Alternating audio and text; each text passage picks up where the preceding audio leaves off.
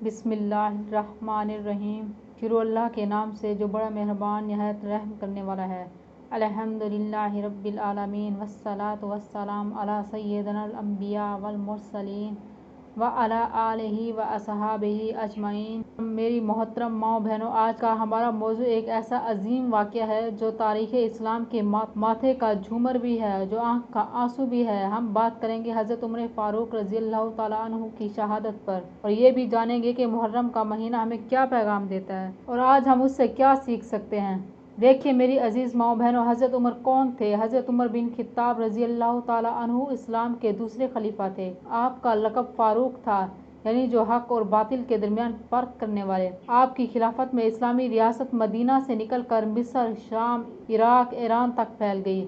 عدل و انصاف کا ایسا نظام قائم تھا کہ آج کی دنیا بھی اسے مثال کے طور پر یاد کرتی ہے۔ میری عزیز ماؤں بہنوں، حضرت عمر بن خطاب کی شہادت کا واقعہ نہ صرف اسلامی تاریخ کا عظیم واقعہ ہے بلکہ عدل و انصاف کے ایک روشن سورج کے غروب ہونے کی داستان بھی ہے۔ حضرت عمر نے جب خلافت سنبھالی تو ریاست مدینہ سے لے کر روم و فارس کی سرحدوں تک اسلام کا پرچم لہرانے لگا۔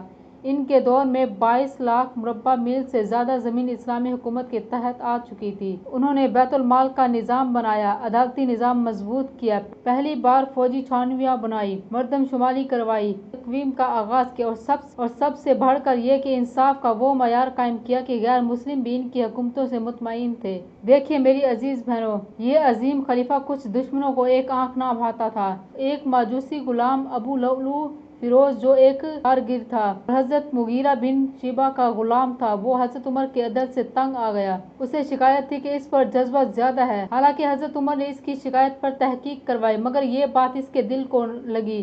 اس نے دل میں کینہ بھر لیا۔ ایک دن اس نے خود سے خنجر تیار کیا، دو دھاری خنجر جس میں زہر لگا ہوا تھا۔ فجر کا وقت مسجد نبوی کا دن تھا، 26 ذی الحجہ 23 ہجری کا صبح کا وقت۔ مسجد نبوی فجر کی نماز کی صفیں سیدھی کی جا رہی تھی۔ حضرت عمر نے تکبیر کہی، جماعت شروع ہوئی۔ اسی دوران ابو لؤلؤ مجوسی چپکے سے صفوں میں گھسا اور اچانک زہر آلودہ خنجر سے حضرت عمر پر حملہ کر دیا۔ حضرت عمر کو 6 سے زیادہ وار کیے گئے۔ ایک ضرب پیٹ میں اس مقام پر لگی کہ انتیں باہر آ گئی۔ حضرت عمر زمین پر گر پڑے اور حضرت عبد الرحمن بن عوف کو اشارہ کیا کہ نماز مکمل کرواؤ۔ لوگوں میں ہلچل مچ گئی۔ قاتل نے مزید کئی نمازیوں کو زخمی کر دیا۔ کچھ صحابہ نے اس پر قابو پانے کی کوشش کی تو اس نے خود کو خنجر مار کر خودکشی کر لی۔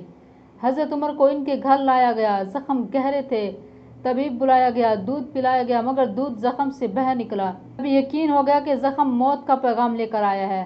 آپ نے اپنے بیٹے حضرت عبداللہ بن عمر سے کہا، جاؤ حضرت عائشہ کے پاس جاؤ، ان سے اجازت مانگو کہ کیا میں رسول اللہ صلی اللہ علیہ وسلم اور حضرت ابوبکر صدیق رضی اللہ تعالیٰ عنہ کے پہلو میں دفن ہو سکتا ہوں؟ حضرت اماں عائشہ صدیقہ رضی اللہ تعالیٰ عنہا نے فرمایا، یہ جگہ میں نے اپنے لیے رکھی تھی، لیکن حضرت عمر کو اپنے اوپر ترجیح دیتی ہوں۔ پھر حضرت عمر نے شکر ادا کیا اور فرمایا، اللہ کا شکر ہے کہ مجھے روضہ رسول میں جگہ ملی، اس سے زیادہ نعمت کیا ہو سکتی ہے میرے لیے۔ فرمایا، اگر میری زندگی میں کچھ بھلا کیا تو دعا کرنا، اللہ قبول کرے، اگر کوتاہیاں کی تو معاف کر دے۔ پھر فرمایا، میرے بعد 6 افراد کا دورہ ہو جو نبی کی زندگی میں موجود تھے، وہ مل کر اگلا خلیفہ چنیں۔ پھر آپ نے فرمایا، میرے اہل و عیال پر قرض نہ ہو، بیت المال کا مال حرام نہیں کھایا، جو لیا حساب کے ساتھ لیا۔ حضرت عمر بن خطاب رضی اللہ تعالیٰ عنہ کی روح خالق حقیقی سے جا ملی۔ مدینے بھر میں ماتم چھا گیا۔ حضرت علی نے فرمایا، عمر کے بعد کوئی نہیں جو اس جیسا عدل کرے، اور ہم ان جیسے شخص کو کھو بیٹھے، اور ہم ان نیک ہستی کو کھو بیٹھے۔ آپ کو نبی کریم صلی اللہ علیہ وسلم اور حضرت ابوبکر کے پہلو میں دفن کیا گیا۔ میری عزیز بہنوں، محرم کا مہینہ اسلام کا پہلا مہینہ ہے۔ قرآن میں ذکر ہے کہ یہ ان 4 مہینوں میں سے ہے جنہیں حرمت والے مہینے کہا گیا ہے۔ آج ہم صرف واقعہ کربلا کو یاد کرتے ہیں، لیکن اس مہینے میں حضرت عمر کی شہادت بھی ہوئی۔ ان دونوں عظیم شہداء کو یاد رکھنا چاہیے۔ محرم ہمیں کیا سکھاتا ہے؟ نیت کا خلوص، صبر و قربانی، عدل و حق کی حفاظت، نفس کی پاکیزگی۔ ہم کیا غلط کرتے ہیں؟ صرف ماتم، جلوس اور رسومات، بدعتیں جو قرآن حدیث میں نہیں۔ حضرت عمر یا دیگر صحابہ کو بھلا دینا، اللہ سے توبہ کی بجائے لوگوں سے بحث و مباحث کرنا۔ ہمیں کیا کرنا چاہیے؟ اللہ سے سچی توبہ کرنی چاہیے۔ نبی کریم صلی اللہ علیہ وسلم، صحابہ، اہل بیت سب کے لیے دعا کریں۔ 9 اور 10 محرم کے روزے رکھیں۔